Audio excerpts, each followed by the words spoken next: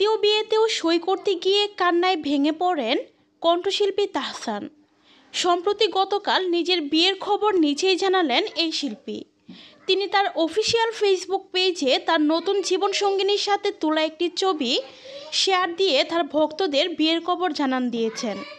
তাহসানের এমন পোস্ট মুহূর্তেই ভাইরাল পুরো নেট দুনিয়ায়।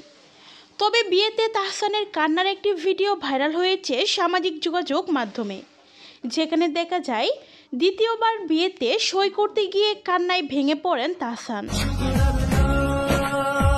জানা যায় প্রায় 10 বছর একাকিত্ব জীবন কাটিয়ে দ্বিতীয়বারের মতো বিবাহ বন্ধনে আবদ্ধ হয়েছেন জনপ্রিয় গায়ক অভিনেতা তাহসান খান।